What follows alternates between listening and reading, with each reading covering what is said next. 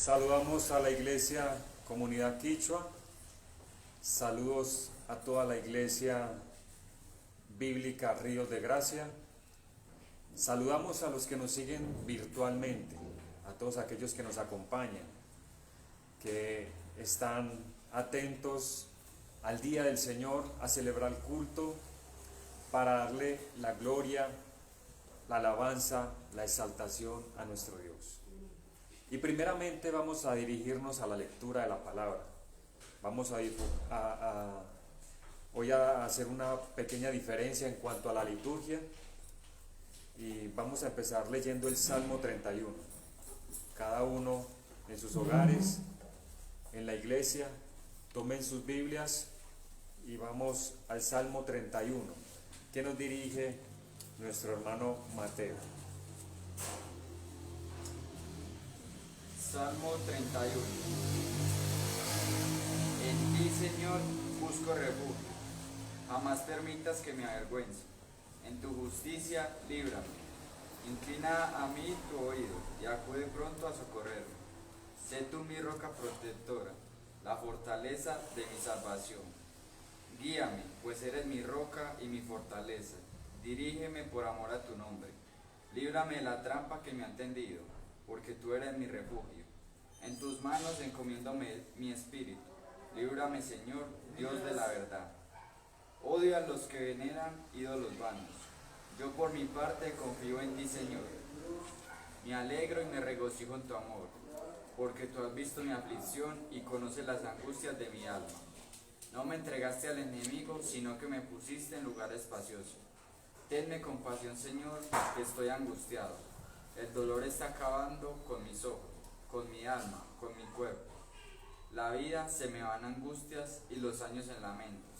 La tristeza está acabando con mis fuerzas y mis huesos se van debilitando. Por causa de todos mis enemigos, soy el hazmerreír de mis vecinos. Soy un espanto para mis amigos. De mí huyen los que me encuentran en la calle. Me han olvidado como si hubiera muerto. Soy como una vasija hecha a pedazos. Son muchos a los que oigo cuchichear. Hay terror por todas partes. Se han confabulado contra mí y traman quitarme la vida.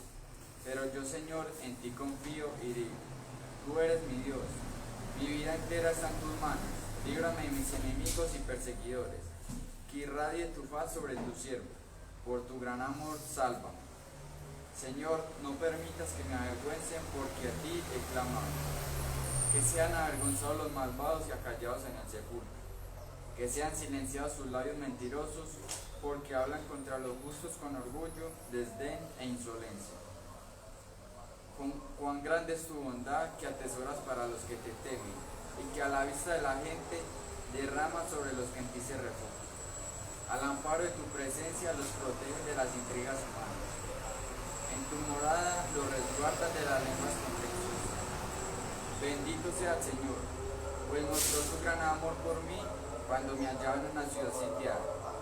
En mi confusión llegué a decir, he sido arrojada de tu presencia, pero tú oíste mi voz suplicante cuando te pedí que me ayudaras.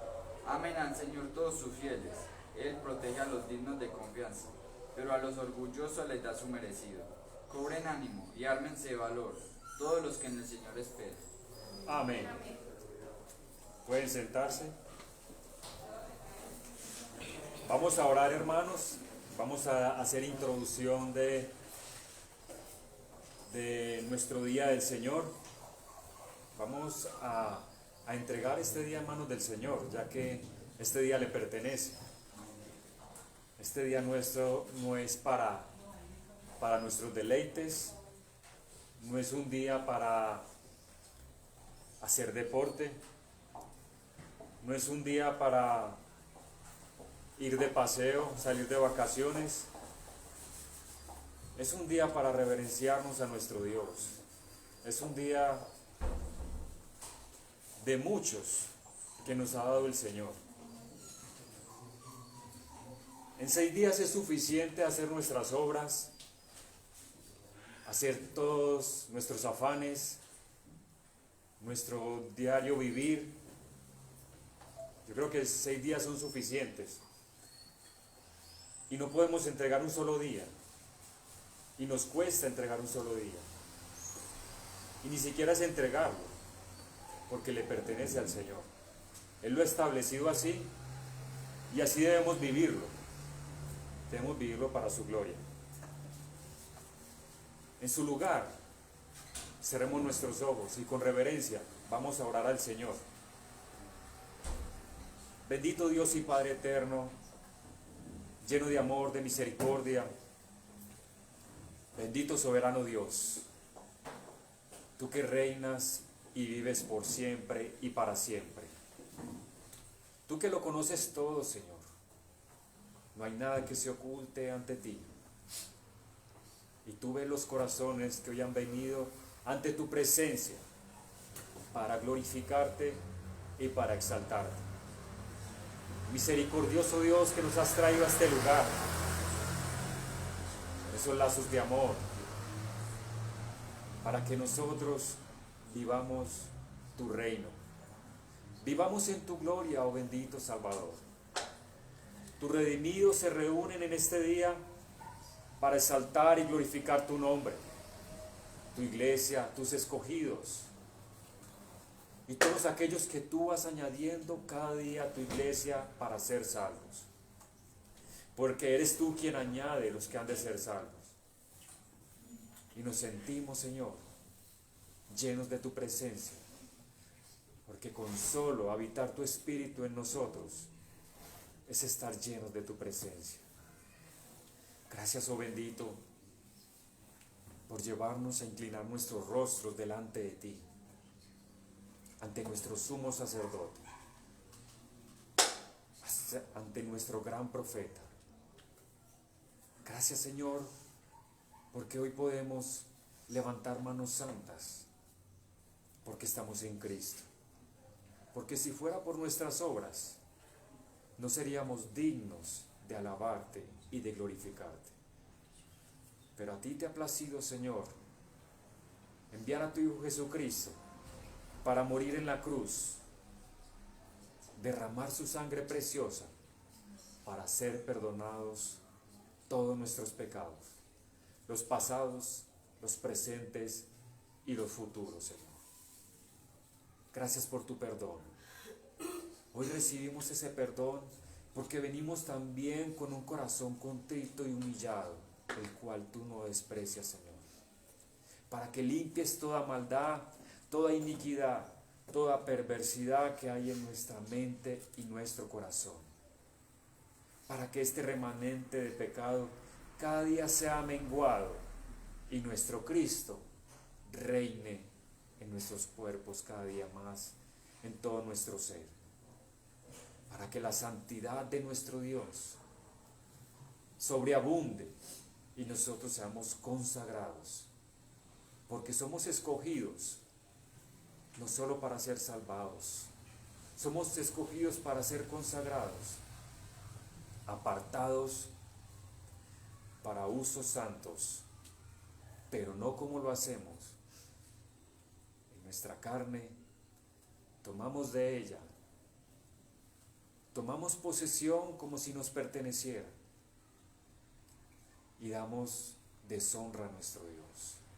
Y perdónanos, oh Señor, perdónanos porque no merecemos este privilegio tan maravilloso de poder compartir, reunirnos como iglesia, de solo estar aquí enfrente, de tener este púlpito, Señor, el cual para muchos hombres ha sido una honra estar aquí. Y yo, como el más indigno también, Señor, disfruto de estar acá presentando este día y entregarlo a ti con todo nuestro corazón. Pero gracias, oh bendito, que por la gracia que hemos recibido, tú nos traes acá. Pero también, Señor, traes consolación a los corazones afligidos, cargados, aquellos corazones que han sido turbados por el afán de este mundo, por las consecuencias de nuestro pecado, porque estamos en un mundo caído, Señor. pero no te pedimos que nos apartes de este mundo, sino que nos guardes del maligno y nos libres de todo mal. Porque si nos apartases de este mundo, Señor, ¿quién va a predicar tu palabra? ¿Quién va a llevar las buenas nuevas? ¿Cómo oirán, Señor, si no hay quien les predique? ¿Cómo escucharán, Señor, si no hay quien les lleve tu palabra? Porque es por la fe, por la bendita predicación de tu palabra, que muchos vienen al encuentro contigo, bendito. Te damos muchas gracias por tu perdón.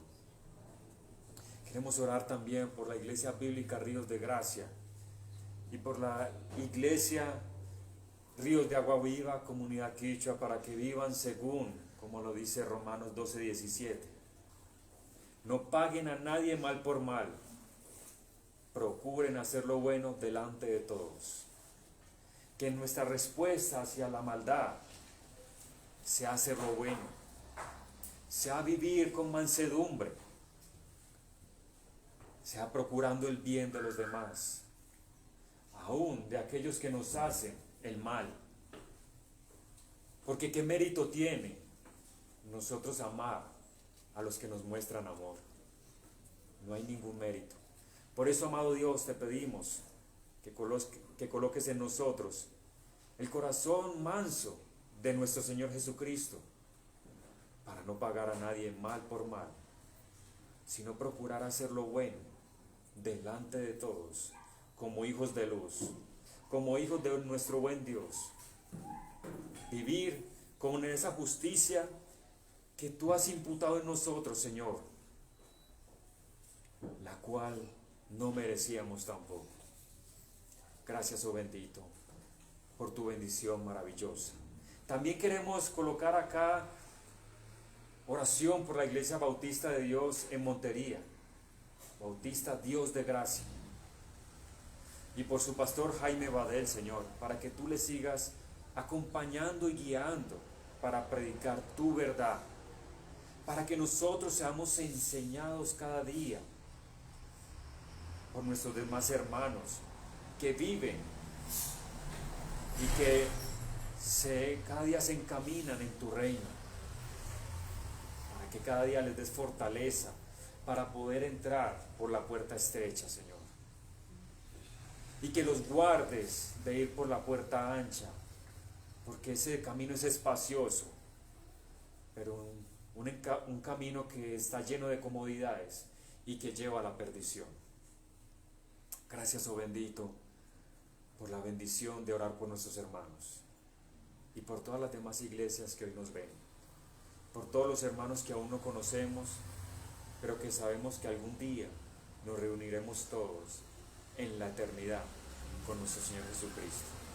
A ti sea la gloria en Cristo Jesús. Amén. Amén. Y amén. Mis amados hermanos, tomemos nuestros signarios y vamos al himno número 10. Si hay algunos que lo tienen en sus dispositivos, sería mucho mejor para que otros puedan hacerlo. En el himnario celebremos su gloria.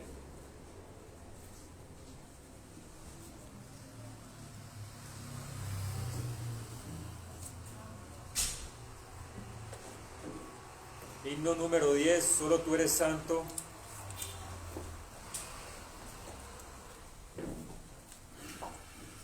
Como es un himno tan corto, vamos a hacerlo 2 veces.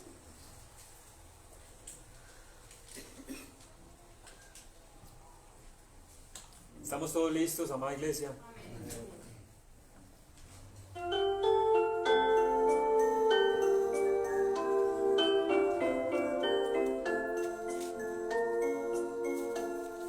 Solo tú eres santo, solo tú eres digno,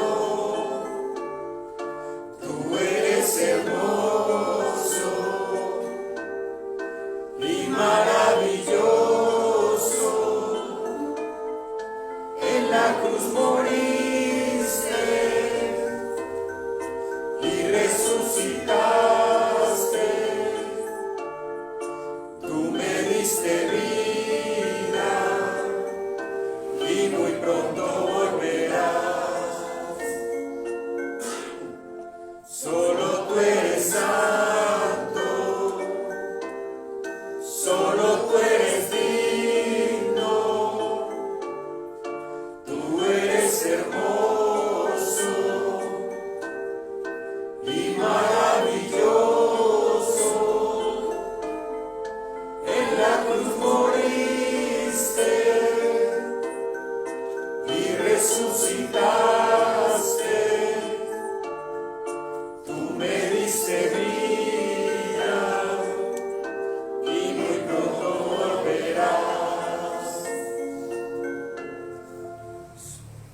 temer a vos, Señor, porque solo eres santo, solo tú eres santo. En esta misma disposición yo quiero enviar un saludo especial a mi primo Felipe, no sé si me está viendo. Es un milagro. Y cuando yo en este himno meditaba que tú eres hermoso y maravilloso, de verdad que mi corazón se constreñía al ver sus maravillas. Después de haber sufrido un aparatoso accidente, la gloria de Dios se manifestó en él y hoy lo ha levantado y hemos visto un milagro que muchos no se han podido levantar de allí, y es la intervención santa de nuestro Dios en su vida.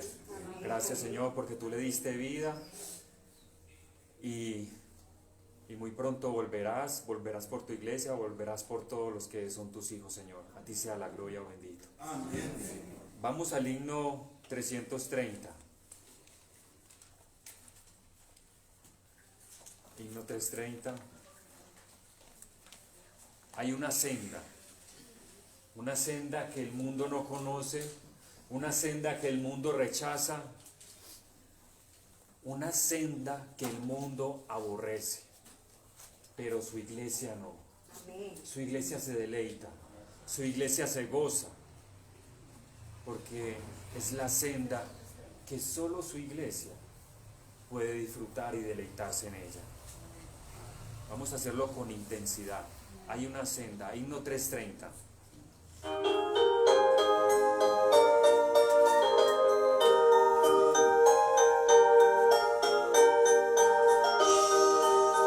Hay una senda que el mundo no conoce, hay una senda que yo pude encontrar.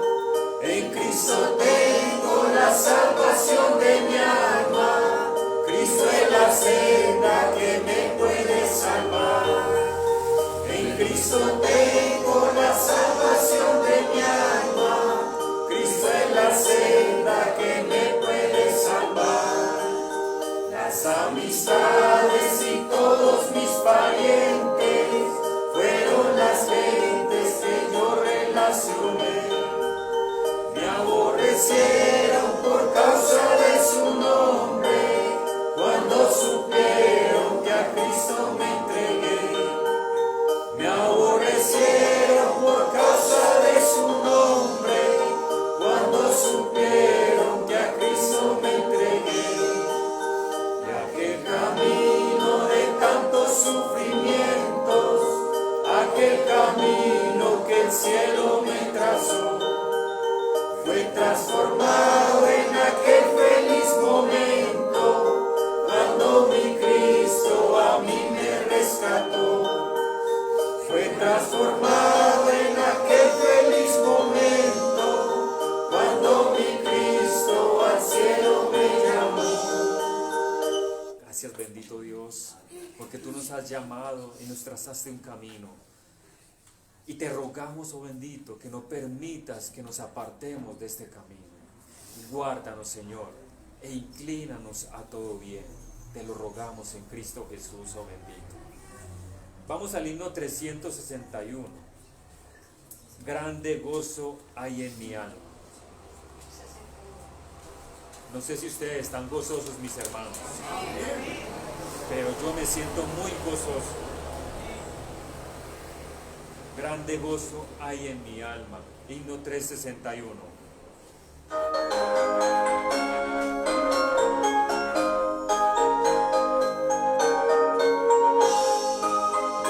Grande gozo hay en mi alma hoy, pues Jesús conmigo está, y su paz que ya gozando estoy, por siempre durará.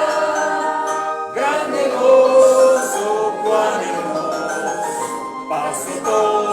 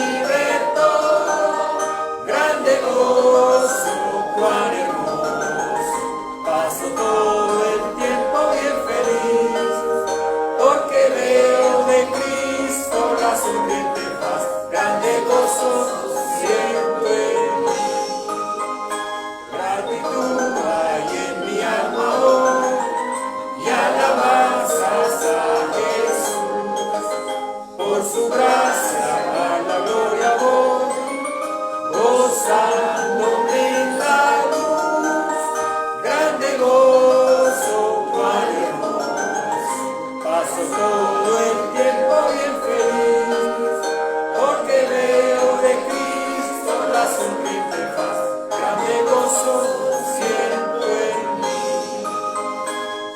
Gracias, bendito Dios, porque hay un gozo en nuestra alma.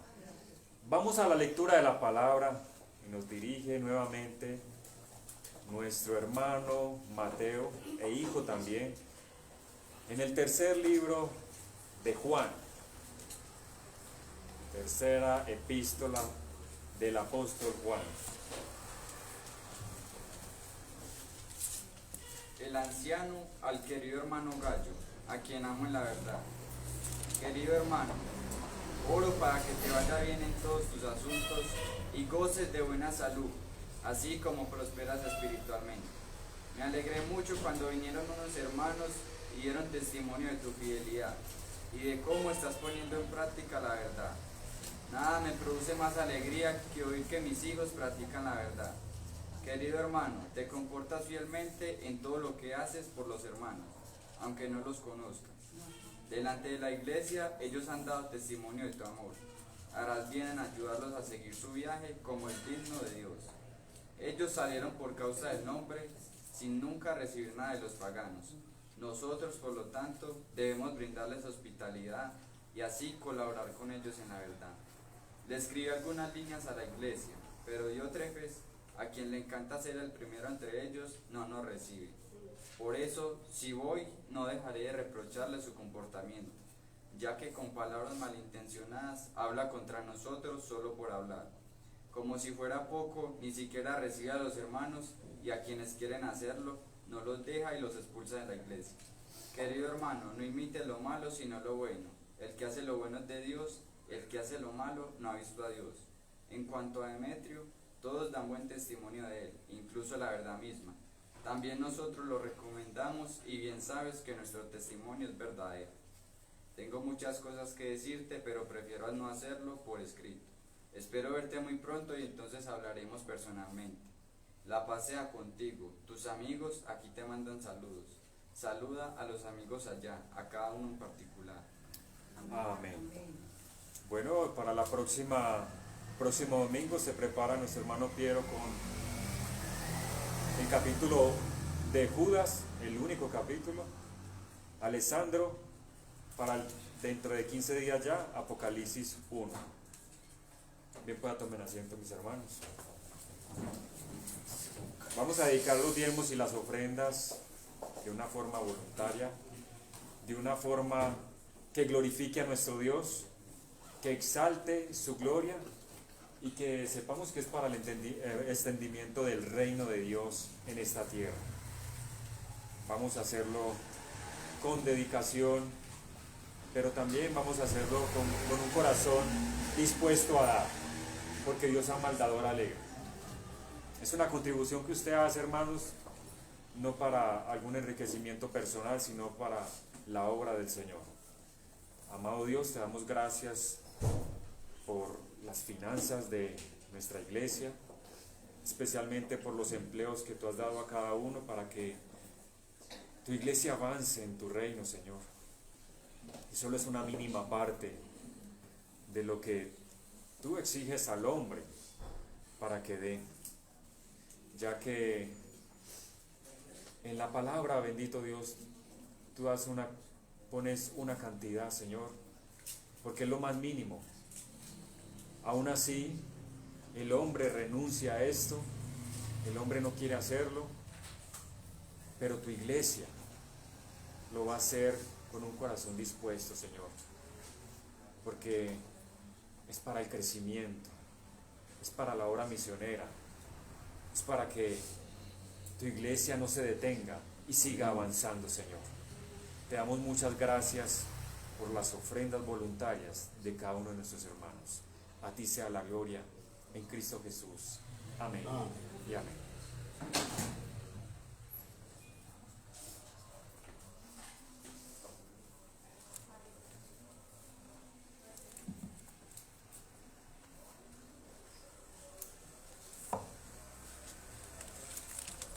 Mientras nuestro hermano recoge las ofrendas y mientras usted lo hace también allá de una manera virtual, los dejo con nuestro pastor para que nos dé la palabra del Señor, para que nos predique a Cristo y nos muestre su gloria acá en el púlpito. Amén. Gracias, mi amado hermano. Muy buenos días. Qué lindo ver sus rostros resplandecientes, rostros llenos de la gracia de nuestro Señor Jesucristo. Qué rico verles. La verdad que me siento honrado de ver a los hermanos aquí y también a los hermanos que están en una manera virtual. Vamos a quitarnos este tapabocas mientras predicamos, porque es menester guardar los protocolos de seguridad, los protocolos de bioseguridad. Damos gracias a nuestro Señor. Saludo también allá a todos los hermanos que nos están viendo de manera virtual, a la hermana Crucecita, al hermano José Planas, a todos los hermanos que nos están viendo de la iglesia Ríos de Agua Viva Comunidad Quichua. Un saludo, un abrazo fraternal, y vamos a meditar esta mañana en la palabra de Dios. Vamos a traer el sermón, la palabra de Dios. Entonces le ruego el favor de que nos pongamos en pie y vamos a inclinar nuestro rostro y dedicarnos para escuchar la palabra de Dios. Esto es un momento importante también de nuestro culto. A veces damos mucha importancia a las alabanzas, ponemos mucho énfasis en las alabanzas, en la oración, pero de pronto somos un poco más aquietados en la predicación. La predicación forma parte también del culto y debemos disponer de todo nuestro ser, disponerlo al Señor para que sea Él obrando en nosotros y que la palabra penetre en nuestra mente y en nuestro corazón como una espada de dos filos. Oramos en el nombre de nuestro Señor Jesucristo esta mañana para recibir la palabra. Amado Dios y Rey, Padre que estás en los cielos, queremos exaltarte, bendecirte, honrarte, magnificarte, porque eres Dios en los cielos, Dios en la tierra, Dios viviente y verdadero. El único Dios, no pueden haber dos dioses sobre la creación, porque no hay sino un solo Señor y un solo Creador, Padre, Hijo y Espíritu Santo, Dios trino, uno y único. Esta mañana nos consagramos a ti y te pedimos que abras nuestros oídos espirituales, como el Señor Jesucristo dijo a los sordos: Efatá, ábranse los oídos, para que la palabra de Dios corra y sea glorificada, para que la palabra de Dios retumbe en nuestra mente y en nuestro corazón. A ti te ha placido que por la predicación de la palabra la iglesia sea edificada en su santísima fe. Venimos con la fe de que hoy la palabra nos va a edificar. Hoy, al encontrarnos con este texto bíblico, tú, Señor, vas a edificar nuestras vidas. Tú te vas a revelar gloriosamente a nosotros aquí. Hoy te vamos a conocer a través de este texto. Vamos a conocer otro aspecto de tu ser, de tu carácter, de tu voluntad. Y te damos las gracias porque te place hablarnos hoy.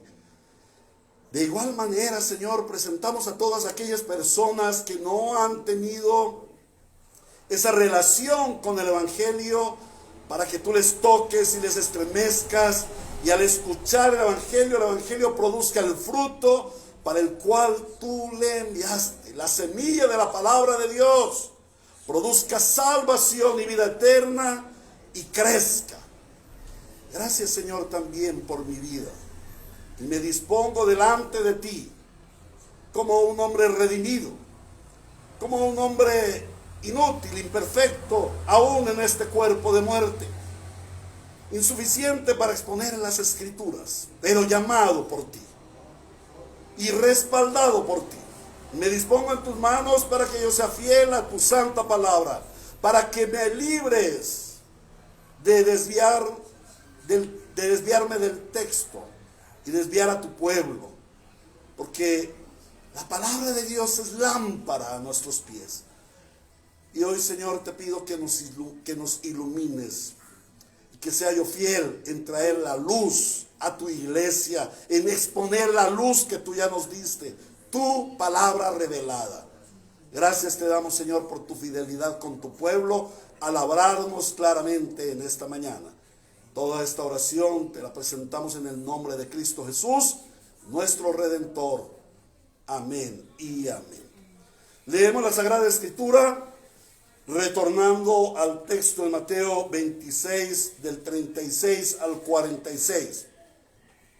Esto le dice el Espíritu Santo a su iglesia en este día del Señor. Luego fue Jesús con sus discípulos a un lugar llamado Getsemaní y les dijo: siéntense aquí mientras voy más allá a orar. Se llevó a Pedro y a los dos hijos de Zebedeo y comenzó a sentirse triste y angustiado. Es tal la angustia que me invade que me siento morir, les dijo. Quédense aquí y manténganse despiertos conmigo. Yendo un poco más allá, se postró sobre su rostro y oró: Padre mío, si es posible, no me hagas beber este trago amargo, pero no sea lo que yo quiero, sino lo que quieres tú. Luego volvió a donde estaban sus discípulos y los encontró dormidos. ¿No pudieron mantenerse despiertos conmigo ni una hora? Le dijo a Pedro. Estén alerta y oren para que no caigan en tentación. El espíritu está dispuesto, pero el cuerpo es débil. Por segunda vez se retiró y oró: Padre mío, si no es posible evitar que yo beba este trago amargo, hágase tu voluntad. Cuando volvió otra vez, los encontró dormidos porque se les cerraban los ojos de sueño. Así que los dejó y se retiró a orar por tercera vez diciendo lo mismo. Volvió de nuevo a los discípulos y les dijo: ¿siguen durmiendo y descansando? Miren, se acerca la hora y el Hijo del Hombre va a ser entregado en manos de pecadores. Levántense, vámonos, ahí viene el que me traiciona. Palabra de Dios. Bueno, continuamos hoy con el estudio de este texto que nos relata la oración de nuestro Señor Jesucristo en Getsemaní. Y recordamos que la semana anterior consideramos el segundo aspecto de esta oración. El primer aspecto que vimos fue el de la necesidad imperiosa de nuestro Señor Jesucristo para orar. En el segundo aspecto hemos estado meditando sobre la intensidad, la pasión que el Señor Jesucristo le pone a su oración. Entonces vimos que ahí se iban a exponer 6 aspectos de esa intensidad de la oración. En el sermón pasado vimos la intensidad en la intimidad. Cómo el Señor Jesucristo tuvo su oración intensamente en la intimidad con el Padre. Él fue intenso en tener una intimidad de oración. En segundo lugar, vimos la intensidad en la expresión. Vimos cómo Él se expresó ante el Padre, cómo fue su clamor intenso. No fue una oración queda, aquietada, no fue algo intenso. Él gritaba: Padre, Abba, Padre, si te es posible, aparta de mí esta copa. Y en tercer lugar vimos la intensidad en la humildad, cómo Él fue intensamente humilde para orar a su Padre. Eso fue lo que meditamos en el sermón de la semana anterior. En este sermón continuaremos contemplando las otras 3 características. En cuarto lugar veremos la intensidad en la compasión. Cómo el Señor Jesús es intenso orando compasivamente. Su compasión es intensa. En quinto lugar, o la quinta característica que veremos, es la intensidad en la guerra espiritual. De pronto nosotros no lo observamos así de una manera gráfica, no lo meditamos así al leer el texto a vuelo de pájaro, pero cuando entramos allí encontramos que el Señor Jesús allí está librando una guerra espiritual, una guerra que él ya había previsto, una guerra que él ya sabía que iba a tener la victoria. Entonces él en la oración tiene una intensa guerra espiritual. Y en sexto lugar vamos a ver la intensidad en la visión del reino. El Señor ora intensamente porque está visionando lo que el reino ha visionado desde la eternidad. Entonces el Espíritu Santo nos lleva a contemplar el cuarto aspecto, la intensidad en la compasión. El versículo 37 dice: y se llevó a Pedro y a los dos hijos de Zebedeo y comenzó a sentirse muy triste y angustiado. Y les dice: esta la angustia que me invade, que me siento morir, que me siento morir. Él se sentía morir. En el versículo 39 dice: yendo un poco más allá, se postró sobre su rostro y oró: Padre mío, si me es posible, no me hagas beber este trago amargo. A pesar de que este texto pareciera ser claro, ¿cierto? Nosotros vemos allí claramente que el Señor Jesús estaba sufriendo. También ha sido muy controversial. Ya hemos visto esta característica. Y lo controversial es la petición del Señor. Esto parece contradictorio. ¿Cómo puede ser posible lo que está orando el Señor? Y no sé si ustedes se lo han preguntado cuando han estado en este texto, pero esa sí había sido una pregunta mía en algún tiempo. ¿Y por qué el Señor pide? ¿Por qué el Señor primero que todo estaba angustiado? Si el Señor, bueno, ya sabía que todo esto le iba a pasar. Él ya sabía, entonces pues él estaba preparado. ¿Por qué se angustiaba? ¿Y por qué dice allí que él clama al Padre: Padre, si te es posible, no me hagas beber este trago?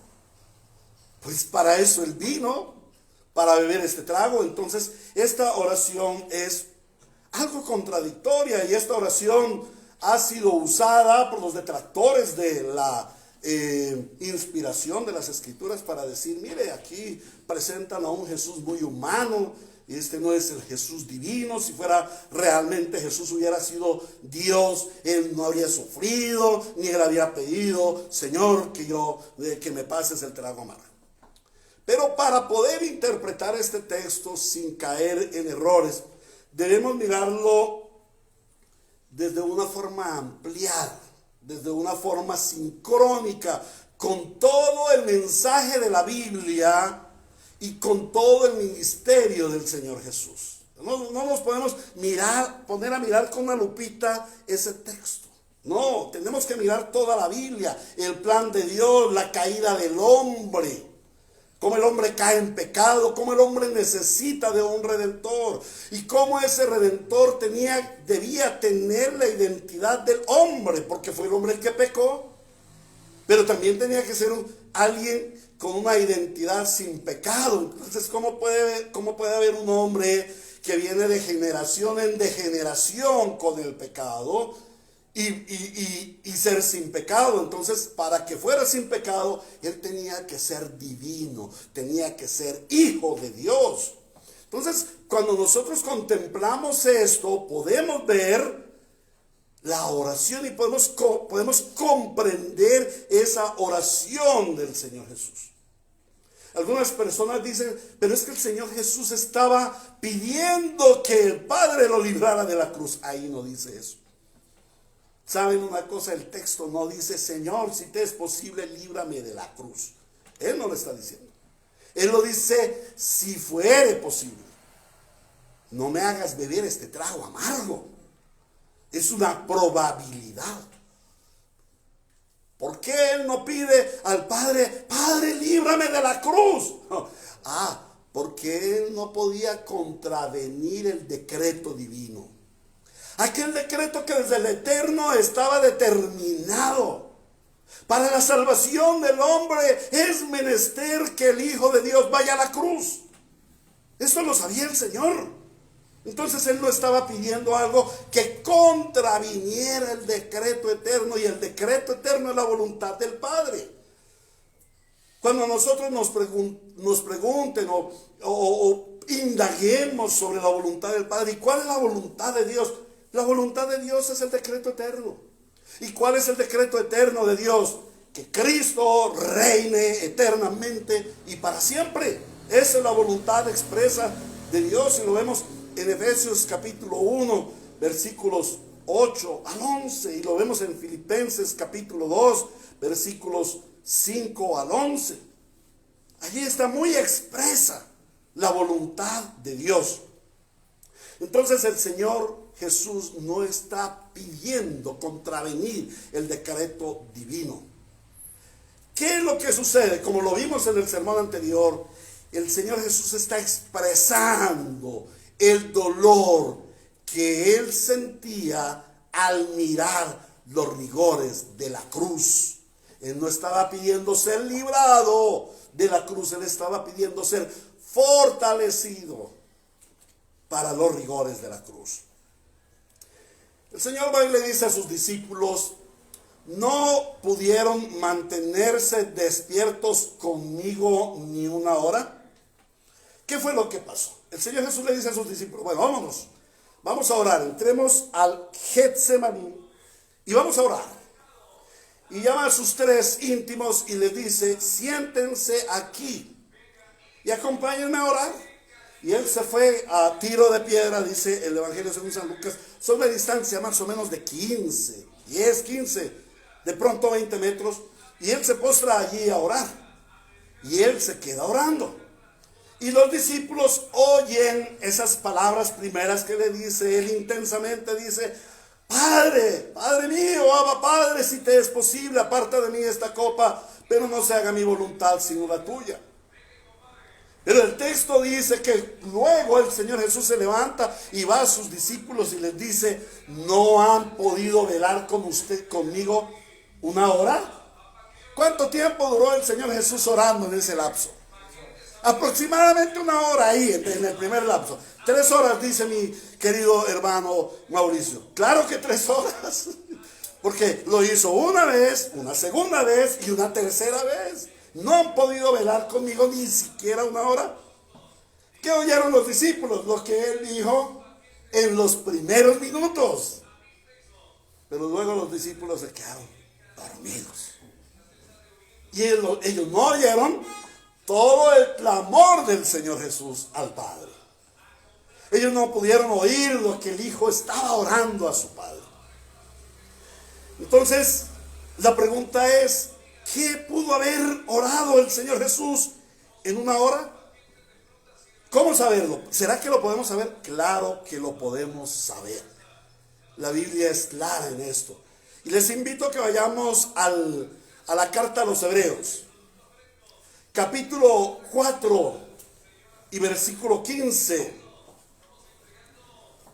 Allí dice el escritor a los Hebreos, le dice a sus hermanos de la diáspora, les dice: porque no tenemos un sumo sacerdote incapaz de compadecerse de nuestras debilidades, sino uno que ha sido tentado en todo de la misma manera que nosotros, aunque sin pecado. Entonces allí nos muestra a un Señor Jesús identificado con el ser humano, con el dolor que siente el ser humano, con la fragilidad que tiene el ser humano, y él se identifica en esas debilidades, con una salvedad, con una gran diferencia. Nosotros cedemos ante las debilidades, nosotros cedemos ante los temores, pero él no, él está sin pecado. Ahora pasemos un poquito más allá y vamos a entender un poquito más lo que dice Mateo capítulo 26, versículos 35 al 45, y de la misma manera está en Mateo, en Marcos, de la misma manera está en Lucas. Hebreos 5, 7 al 9, dice: en los días de su vida mortal, Jesús ofreció oraciones y súplicas. ¿Cómo? Con fuerte clamor y lágrimas al que podía salvarlo de la muerte. ¿A qué se está refiriendo el autor de los Hebreos? A ese momento del Getsemaní.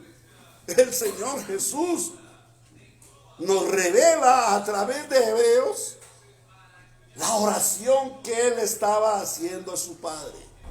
Él estaba orando con fuerte clamor y súplicas al que podía salvarlo de la muerte, y fue escuchado por su reverente sumisión. Fue escuchado. Y aunque era hijo, mediante el sufrimiento aprendió a obedecer. Y consumada su perfección, llegó a ser autor de la salvación eterna para todos los que le obedecen. Y la pregunta es, ¿qué estaba orando el Señor Jesús allí? El Señor Jesús allí estaba orando por la salvación, estaba orando por su camino hacia la cruz, estaba orando por la obediencia, no solamente de Él, sino la obediencia de los santos, como lo vamos a ver a través de este sermón. El Señor Jesús ora intensamente, apasionadamente, identificándose con los hombres pecadores y necesitados de redención. Él está llevando la miseria del ser humano al corazón del Padre. Él representa como sumo sacerdote a los pecadores. ¿Qué estaba haciendo el Señor Jesús? Nos dice Hebreos, que Él como sumo sacerdote nos estaba representando. Y estaba presentando oraciones que pueden librar de la muerte. La oración del Señor Jesús es intensa en su misericordia, intercediendo, presentando el dolor humano. El Señor Jesús estaba sufriendo porque el hombre es sufriente. En la tierra de pecado nosotros sufrimos. El pecado es la señal que quedó impresa en nuestro ser como consecuencia del pecado. Por eso el Señor dice, antes de que, como en el Edén le dice a nuestro padre Adán, no comas de ese árbol, porque si comes de ese árbol ciertamente morirás. Ahí le está hablando no solamente de la muerte, de caer muerto y que se ha puesto en un cajón, como digo yo, cajón y 4 cirios. No. El Señor estaba hablando de la separación entre Dios y nosotros. ¿Y cuál es la consecuencia de esa separación? La muerte. ¿Y cómo se manifiesta la muerte o cómo se evidencia la muerte? La muerte se evidencia mediante el sufrimiento. Entonces el Señor Jesús, en identificación con nosotros, los sufrientes, al haber tomado forma de hombre y hacerse semejante a nosotros en todo, menos en el pecado, el Señor Jesús está sufriendo. Está sufriendo. ¿Para qué o por qué está sufriendo? Él está sufriendo llevando nuestra miseria al corazón del Padre. Y yo hice como una paráfrasis respecto de esta oración. Es como si el Señor Jesús estuviera orando, Padre, este sacrificio en la cruz es muy duro para mí, es una carga muy pesada, es una copa amarga para beber, es muy duro para mí. ¿Habría otra forma de cargar con la miseria humana? ¿Será que hay probabilidades de que el ser humano sea salvado de otra forma? Porque esto está duro. Pero, Señor, no se haga mi voluntad, hágase lo que tú quieres. Hágase como tú has determinado. Y lo que tú has determinado es que yo vaya a la cruz y en la cruz cargue con nuestros dolores, cargue con los dolores, con el sufrimiento humano. Y esto estaba predicho desde el profeta Isaías 650 y tantos años antes. El profeta Isaías dijo acerca del Cordero de Dios: ciertamente Él cargó con nuestras enfermedades y soportó nuestros dolores. Isaías 53:4. ¿Qué estaba haciendo allí el Señor? Estaba cumpliendo la promesa profética. Él estaba cumpliendo la profecía dicha en Isaías. Y eso le causaba un gran dolor. Él tenía que sufrir ese dolor humano para presentarlo al Padre. Y el Padre podía tomar la miseria humana presentada por su Hijo y llevarla a su corazón para dar redención. Y la oración del Señor Jesús es intensa en intercesión, también por la debilidad humana. Entonces el primer aspecto de la intensidad es por la misericordia. En segundo lugar, por la debilidad humana.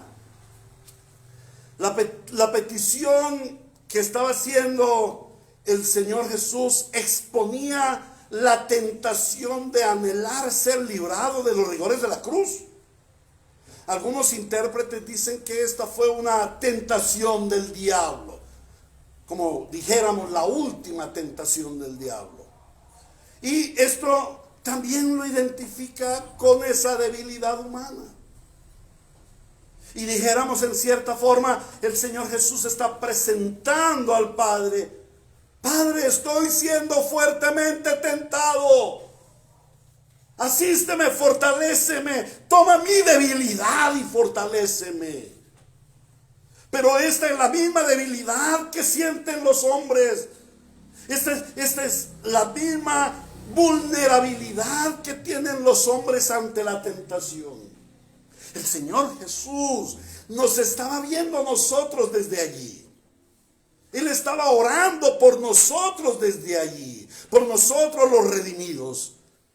Porque también estamos expuestos a esa tentación. Él, como perfectamente santo, estaba sintiendo una fuerte debilidad. Nosotros, santificados por la gracia, hemos experimentado en muchas ocasiones de nuestra vida esa debilidad y aún hemos cedido ante la debilidad de la tentación.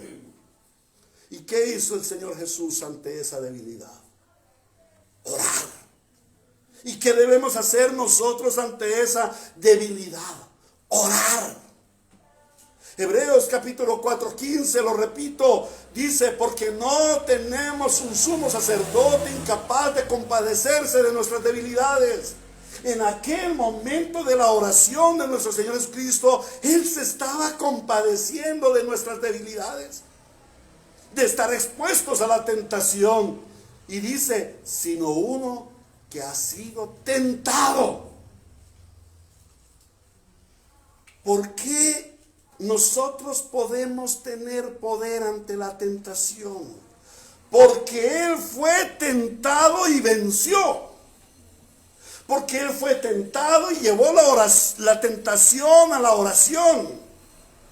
Ahora nosotros como hijos, al ser tentados, debemos llevar nuestra oración, nuestra tentación a la oración, para que al igual que nuestro Señor Jesucristo no caigamos en el pecado. Debemos orar intensamente por nuestra debilidad ante las tentaciones, hermanos. Un tercer aspecto de la oración de misericordia del Señor, de la intensidad, es que Él se identifica con la muerte, lo peor de todo. Los problemas de la vida son solucionables, pero como se dice en el lenguaje popular, lo único que no tiene solución es la muerte. Bueno, para el ser humano, en pecado, sin redención, sí, lo único que no se puede solucionar es la muerte. Pero es que ellos no saben, y necesitan saberlo, que la muerte ya fue solucionada por nuestro Señor Jesucristo. El Señor Jesucristo dice en el versículo 38: es tal la angustia que me invade que me siento morir. La muerte, como lo dice Romanos 6:23, es la paga del pecado. Y todo hombre que ha pecado tiene que morir. Pero como lo sabemos, el hombre no está preparado para la muerte.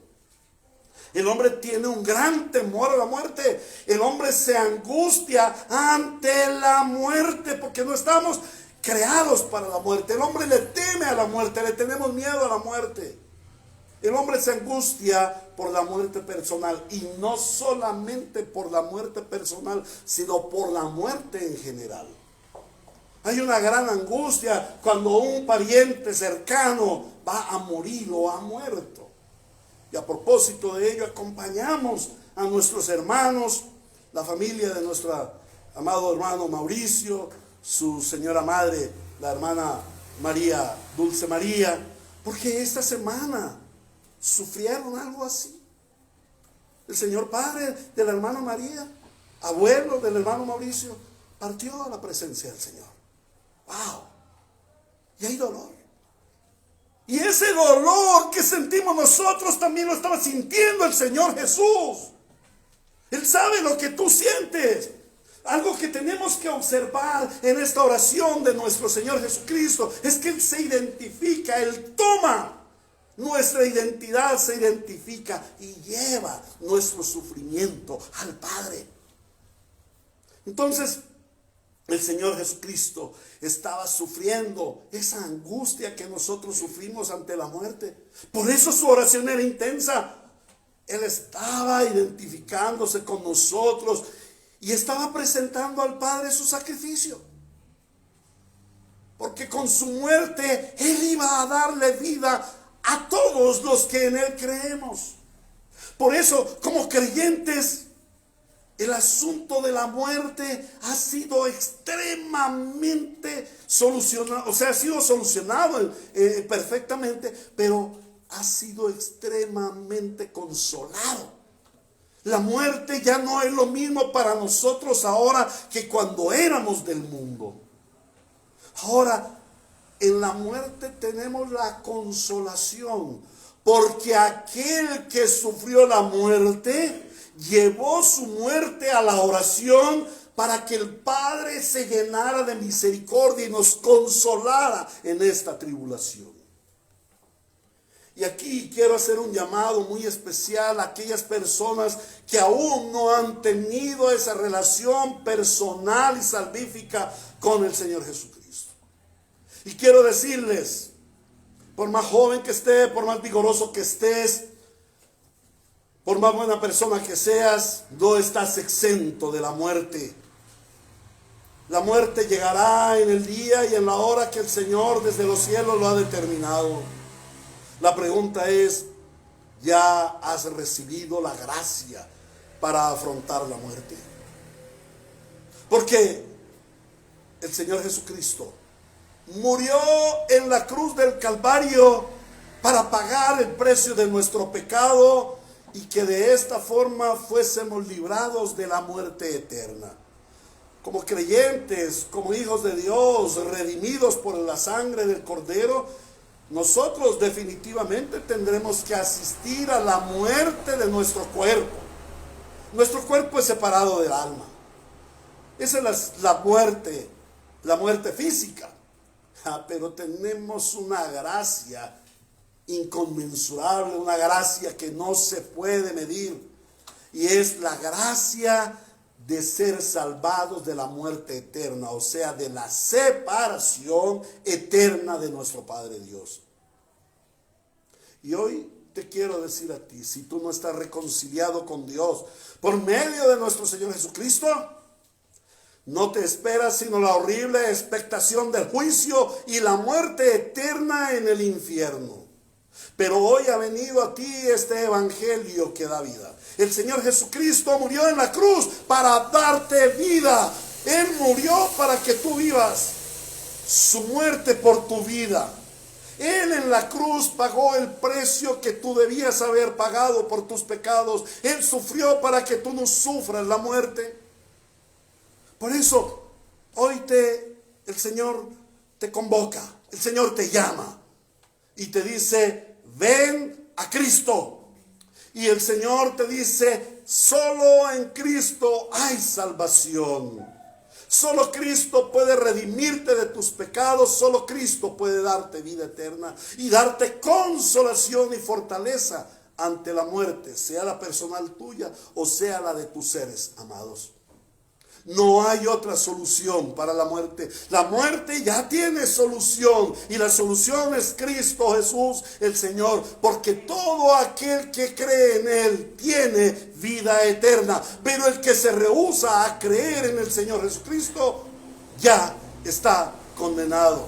Corre a Cristo y clama por tu salvación. Pide perdón por tus pecados y pide que la dicha de la vida eterna venga a tu vida y te dé una nueva vida buena y eterna. El ejemplo del Señor Jesús, siendo intenso en su oración compasiva, nos conduce a nosotros a ser intensos en nuestra oración intercesora. Este es un llamado, así como el Señor Jesús viene al trono del Padre e intercede por los débiles, por los sufrientes, por los que están destinados a muerte. También nosotros en la identidad de Cristo. Él tomó nuestra identidad e intercedió para darnos su identidad y hacernos a nosotros también intercesores. Y como intercesores tenemos el santo deber de traer la miseria humana al corazón de Dios. Eso es lo que se llama misericordia.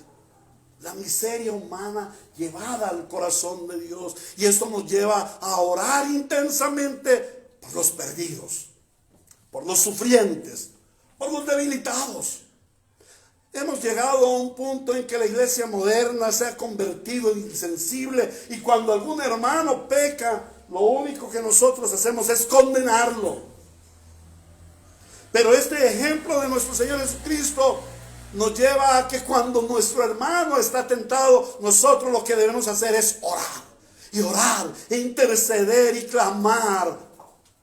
Porque Él está pasando la misma prueba que el Señor Jesús pasó. Con la diferencia de que Él oró y salvó la prueba.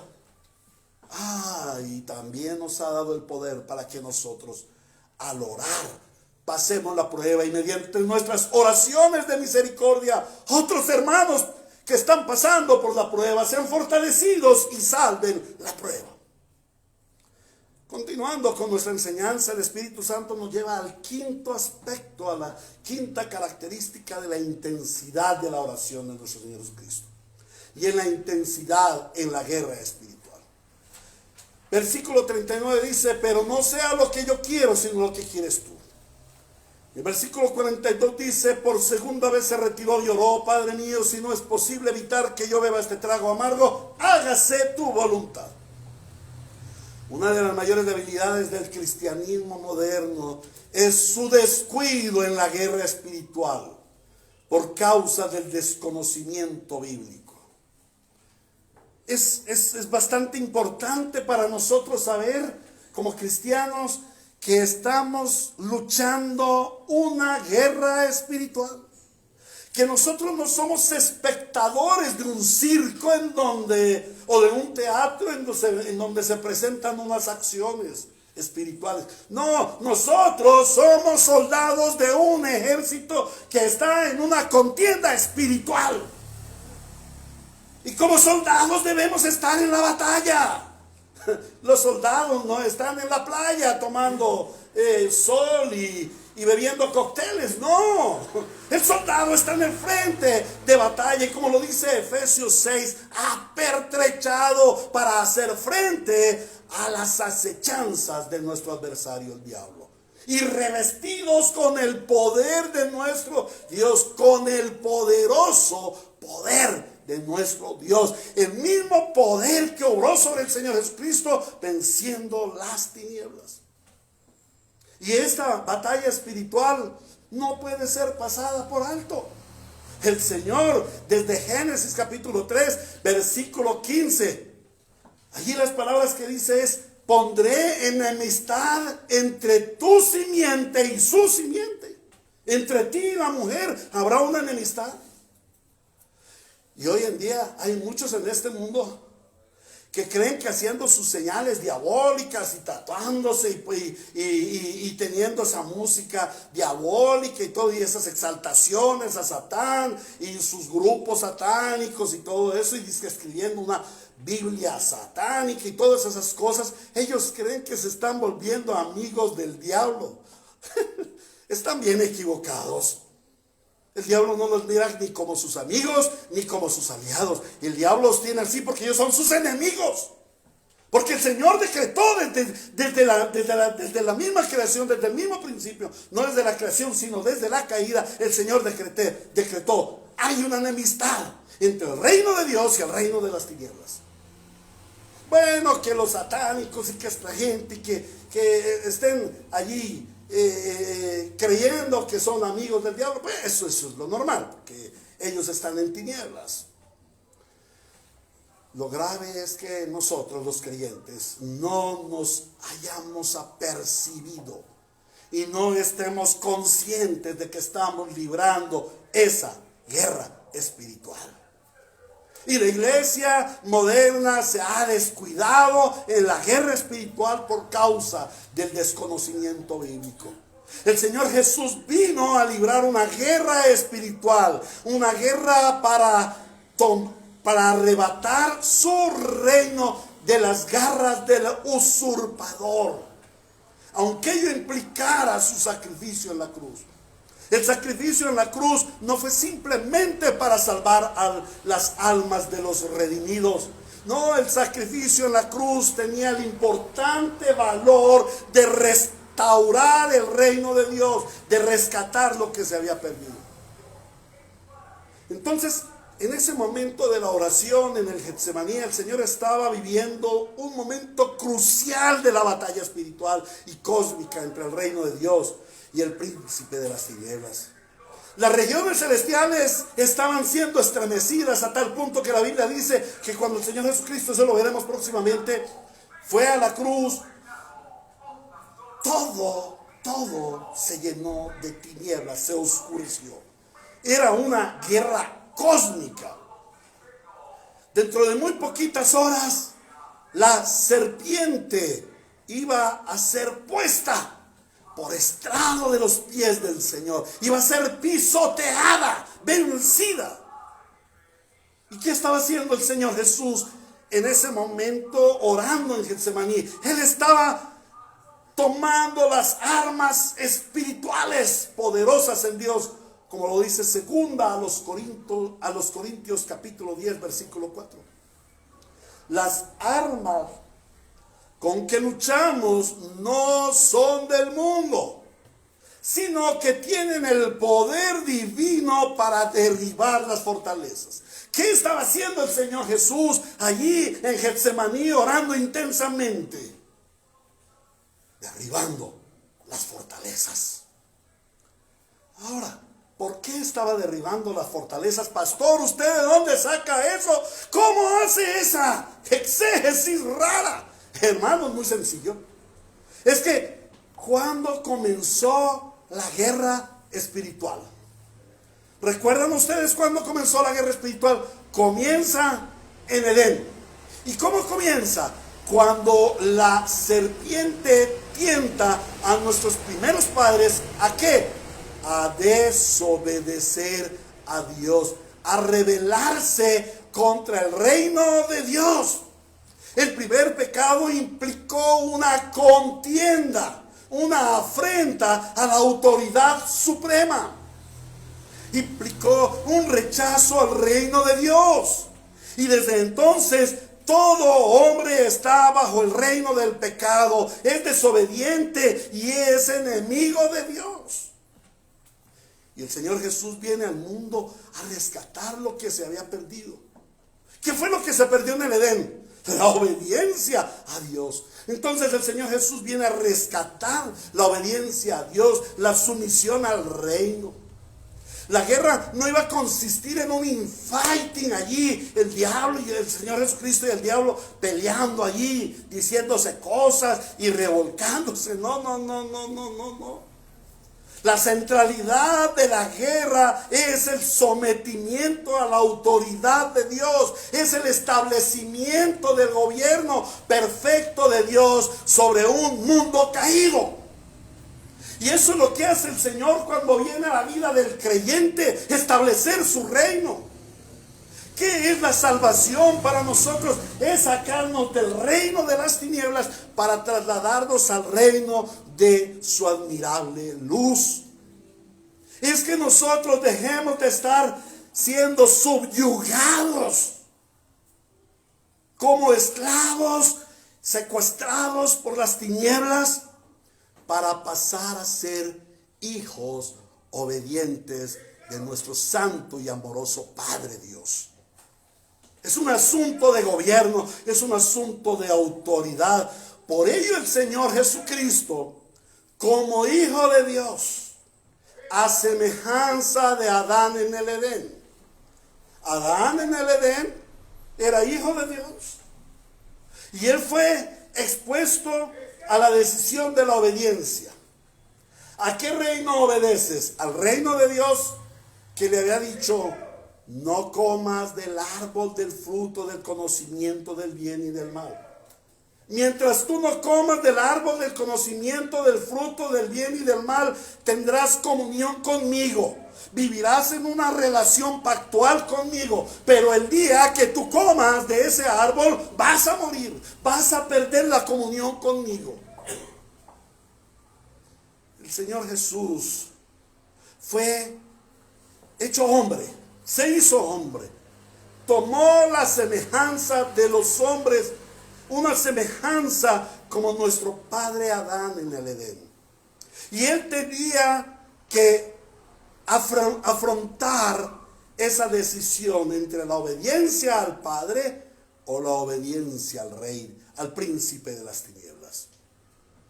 El Señor Jesús, como hijo de hombre, también representa a los hijos de Adán.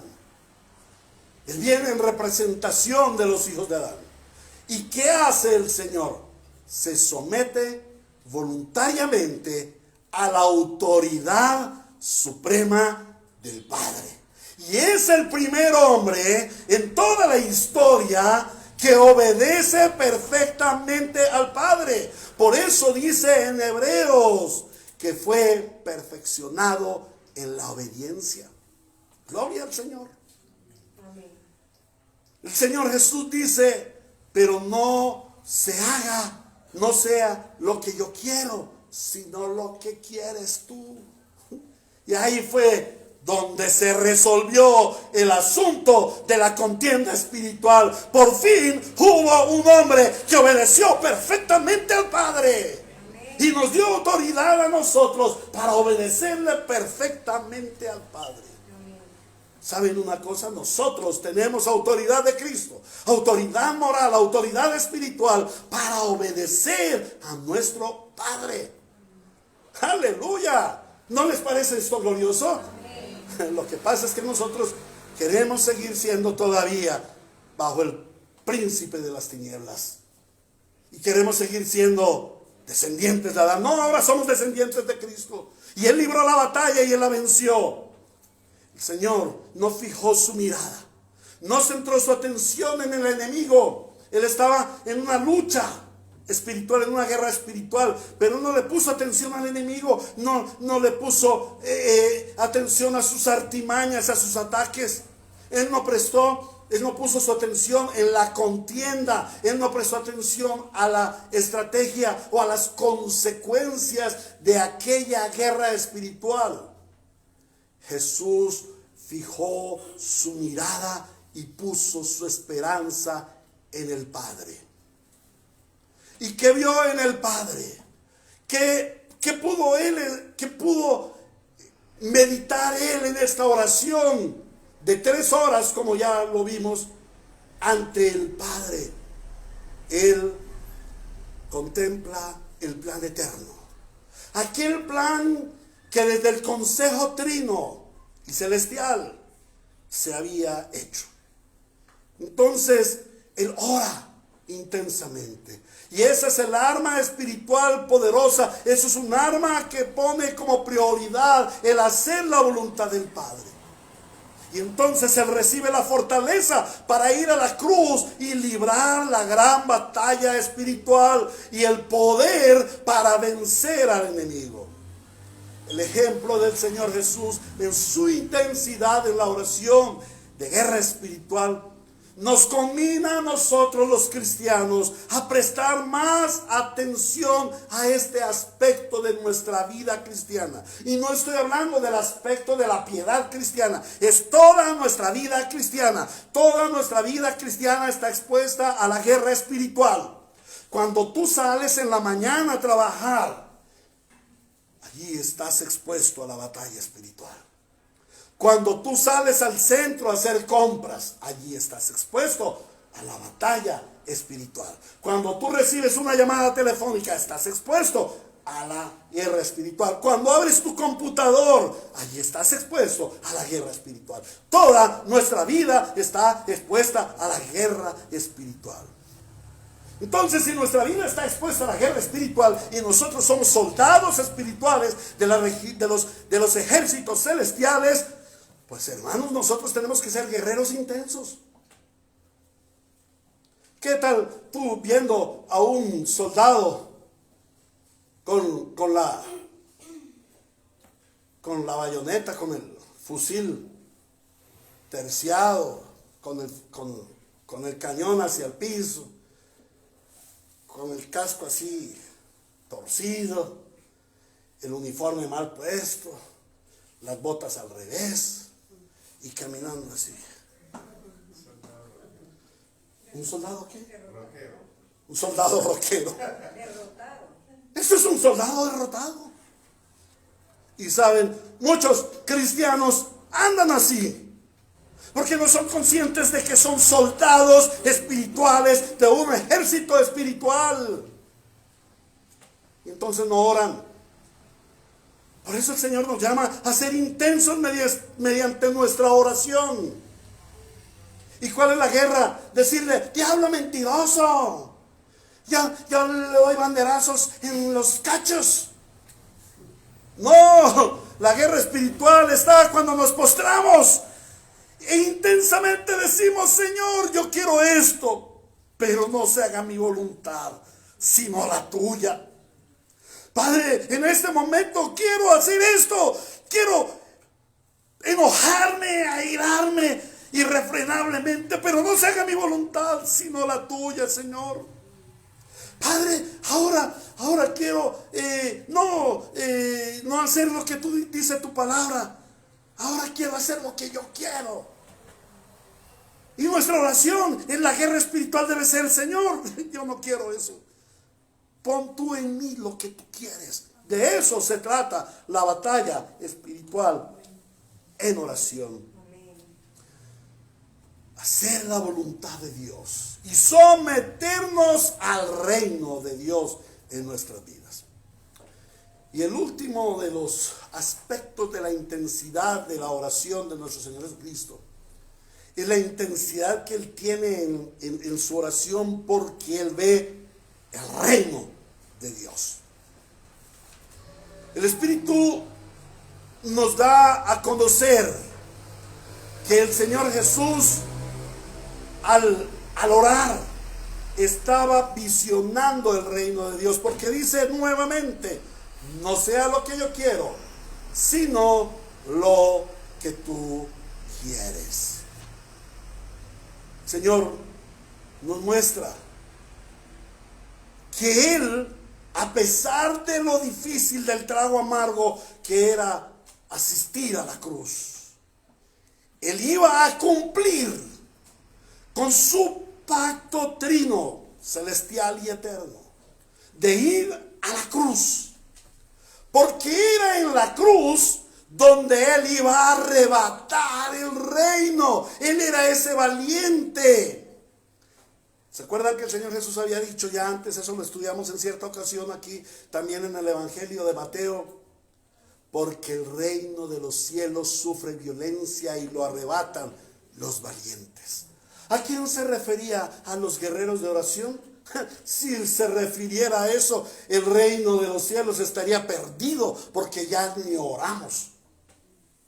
¿A quién se refería? A Cristo el Señor. El Cristo era aquel valiente que iba a arrebatar el reino de los cielos, que estaba sufriendo violencia. Y Él lo toma. Él definitivamente iba a cumplir con la visión del reino, de retomarlo. Jesús visionó el reino recuperado. Y él visionó la gloria de Dios sobre el mundo que fue usurpado por el enemigo en el principio. Él se vio victorioso. Jesús visionó a su enemigo derrotado. La serpiente antigua finalmente mordería el polvo, se arrastraría y su poder quedaría aniquilado. Y esto es lo que Dios, el Señor, se había propuesto desde la caída, desde antes de la fundación del mundo. Era el plan de Dios, derrotar al enemigo, al usurpador. Jesús visionó la gloria venidera. Allí en aquella oración Él estaba visionando la gloria venidera. Pastor Héctor, ¿y usted cómo se atreve a decir eso? Bueno, porque Hebreos 12:2 también nos lo dice. Vamos a Hebreos 12:2. Dice: fijemos la mirada en Jesús, el iniciador y perfeccionador de nuestra fe, quien por el gozo que le esperaba soportó la cruz. ¿Él por qué soportó la cruz? Porque había un gozo que le esperaba. ¿Y en dónde soportó la cruz? Allí, en el Getsemaní. En el Getsemaní Él estaba orando para poder soportar la cruz. Y para poder soportar la cruz, Él tenía que mirar el gozo que le esperaba. Por eso menospreció la vergüenza que la cruz significaba. ¿Y por qué Él menospreció la vergüenza que la cruz le significaba?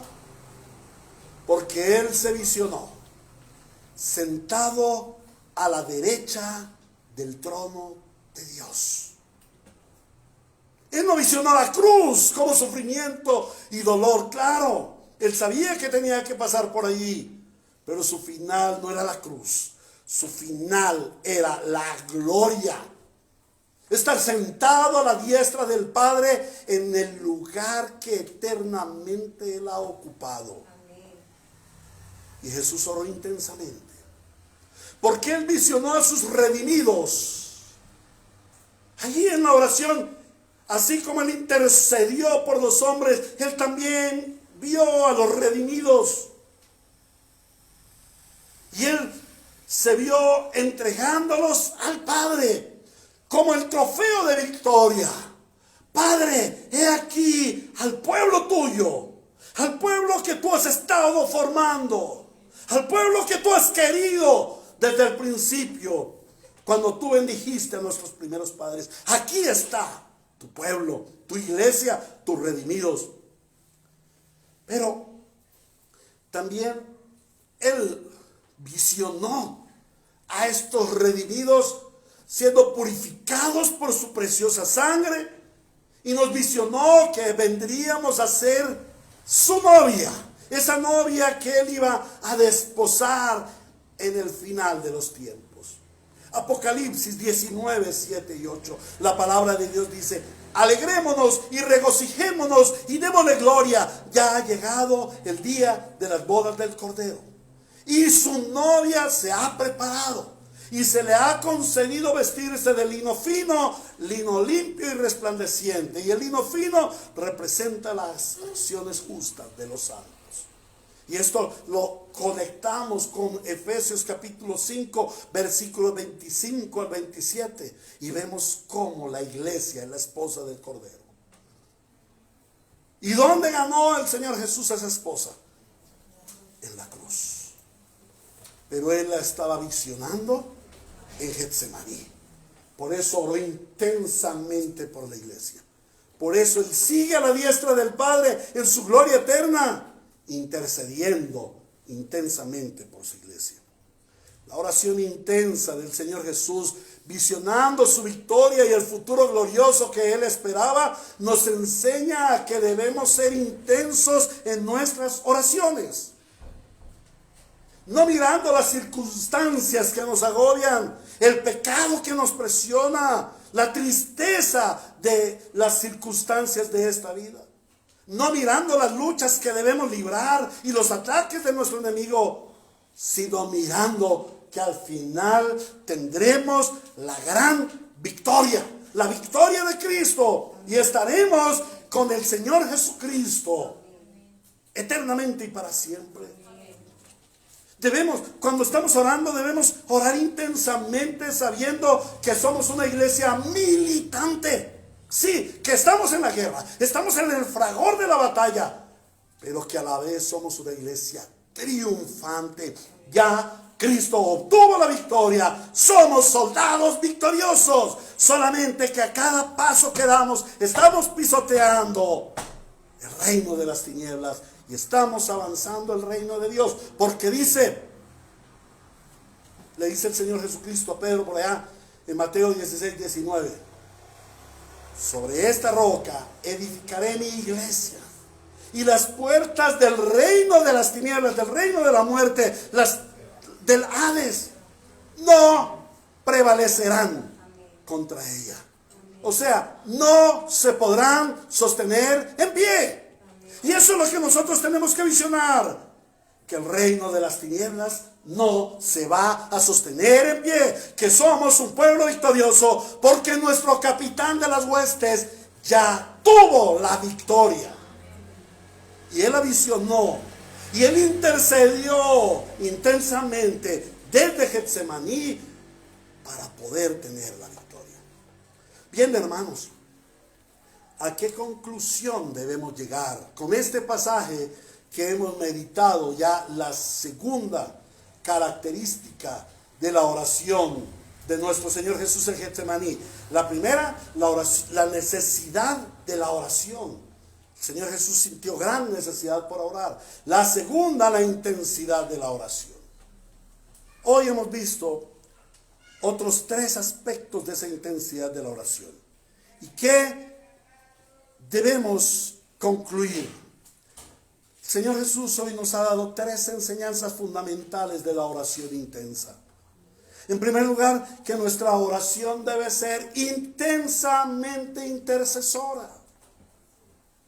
Que debemos orar con compasión por el mundo pecador, al que solo le espera una expectativa de muerte.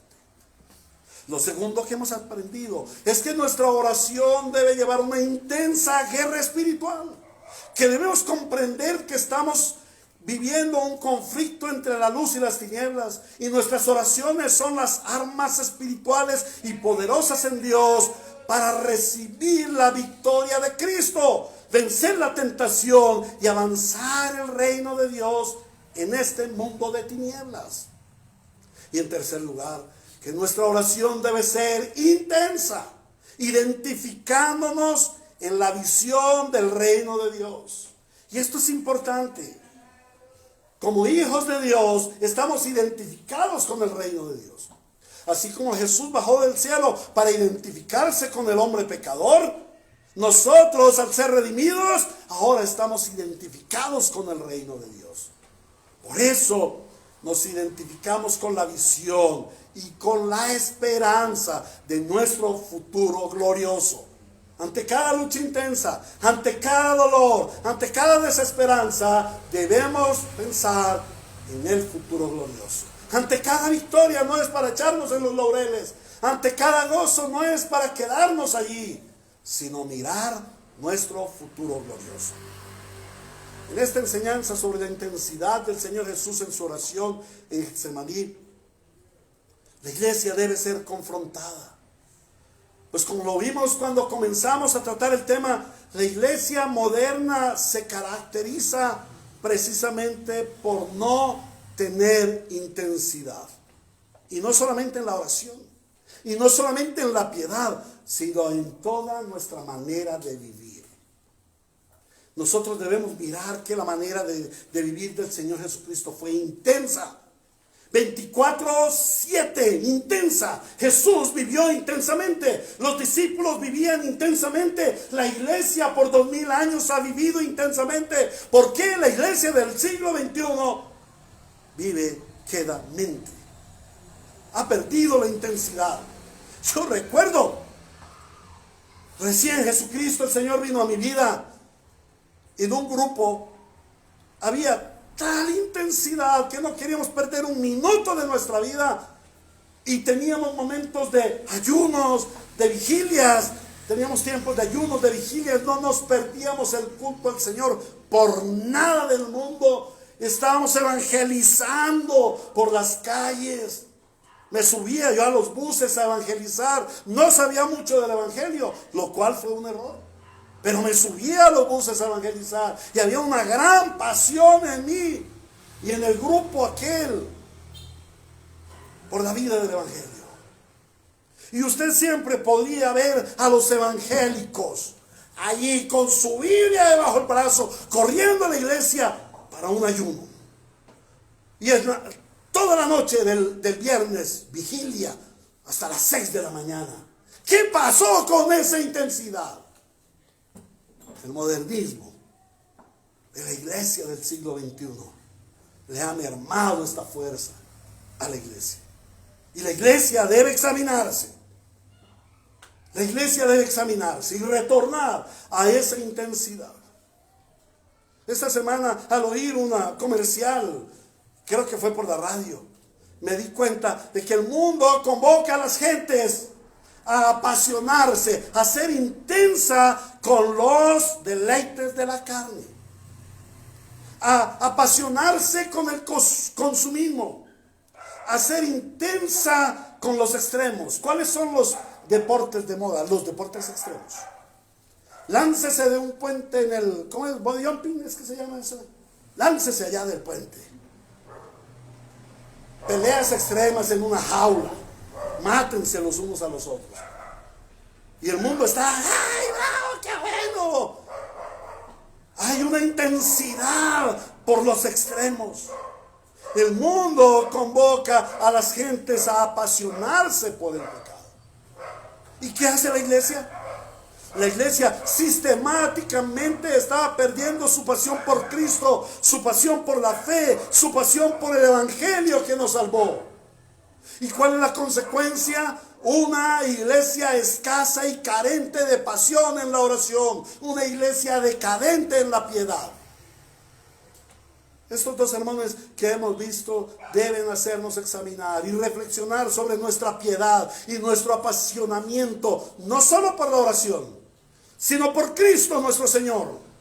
Estos dos sermones deben encender de nuevo la llama de la pasión, como dicen en esas propagandas para las parejas: enciende la llama de la pasión. Bueno, es el tiempo en que nosotros encendamos la llama de la pasión por aquel que se apasionó por nosotros en la oración en Getsemaní y en la cruz del Calvario. Es el tiempo de volver a la intensidad, y en algunos casos debemos ser intensos en la oración. El Señor nos ha dado 6 motivos de oración intensa que debemos en unos casos incrementar.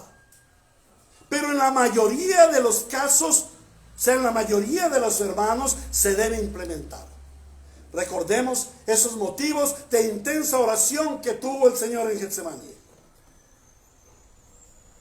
Hoy en día, a través de estos sermones, el Señor nos convoca a orar intensamente por vivir una vida de intimidad con Dios.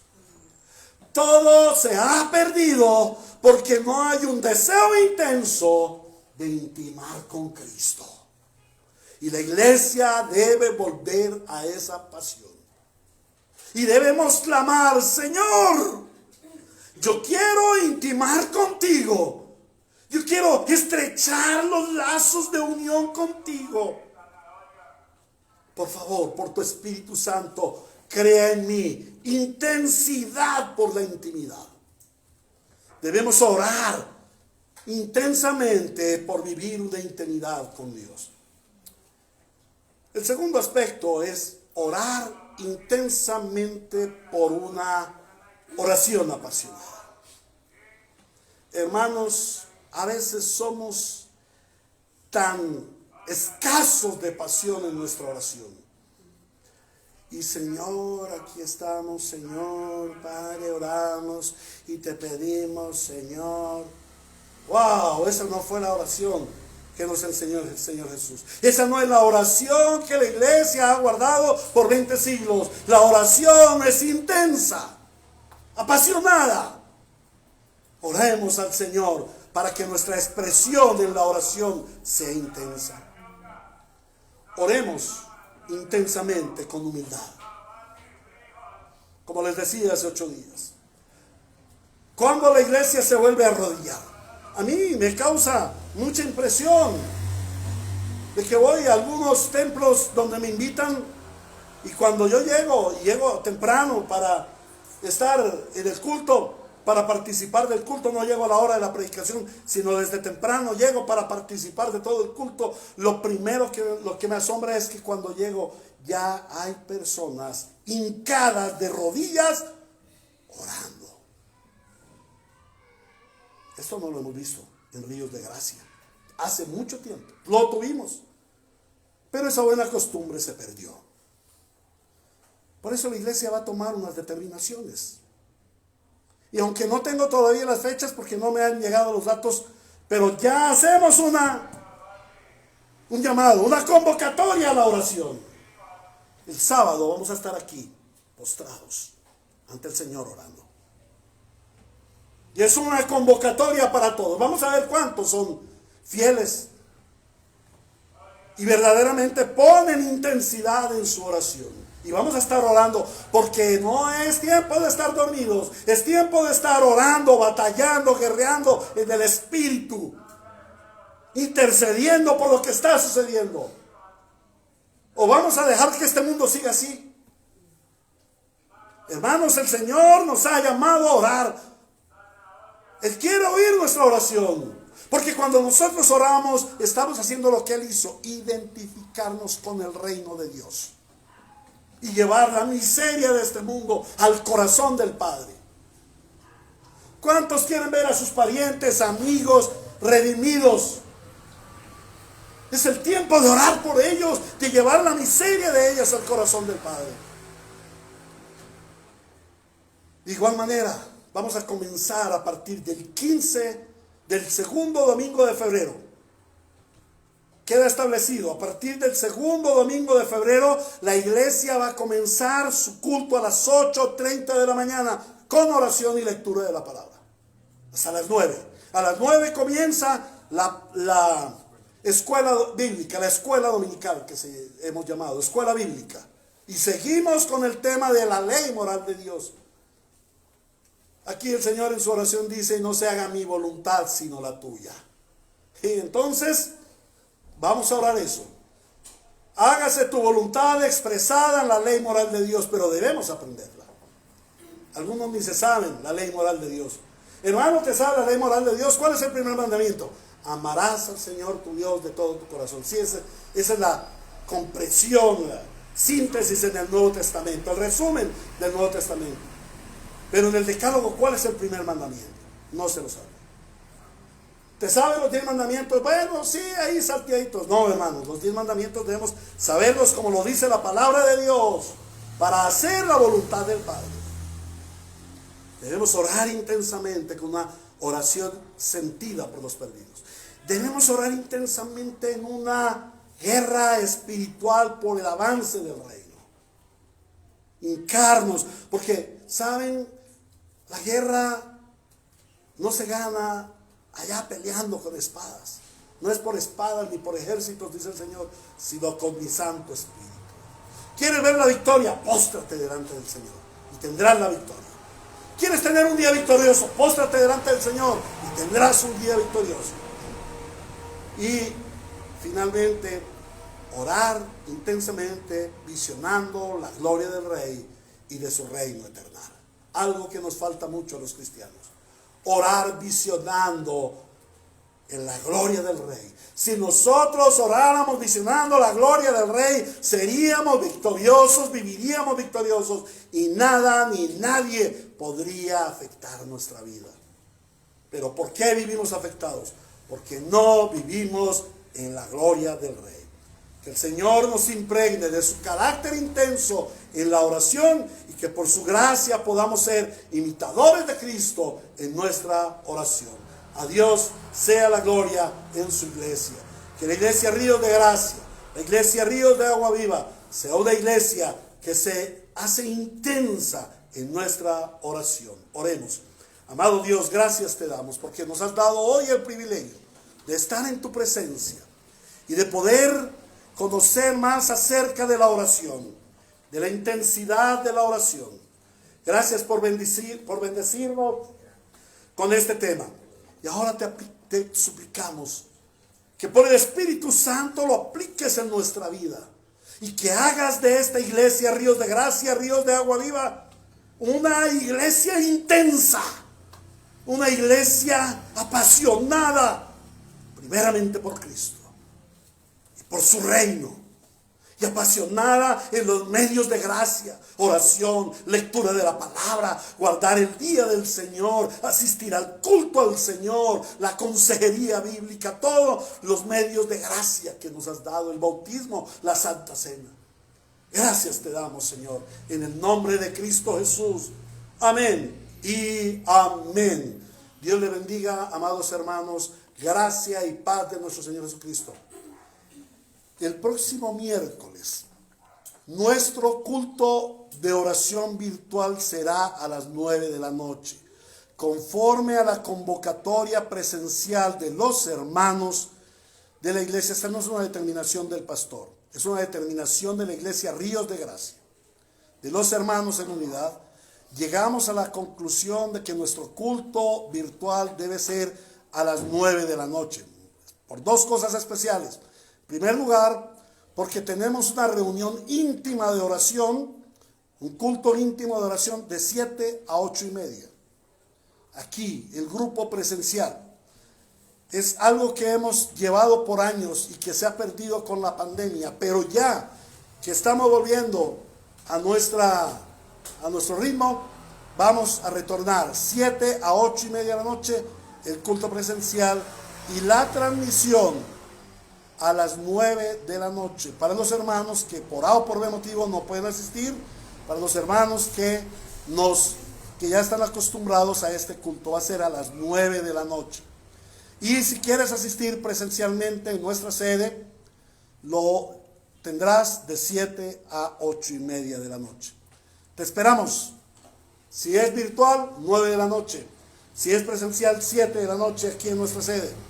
Y el domingo, muy a las 9 de la mañana, estaremos reunidos aquí y de manera virtual. Ya el 15 cambiará, ya estaremos dando las instrucciones. Mis amados hermanos, les amo en el Señor. La gracia de nuestro Señor Jesucristo sea con ustedes. El poder del Espíritu Santo ponga en todos ustedes esa pasión por Cristo y esa pasión por la oración. Y nos vemos próximamente por este canal. A Él sea la gloria. Chao, chao, hermanos.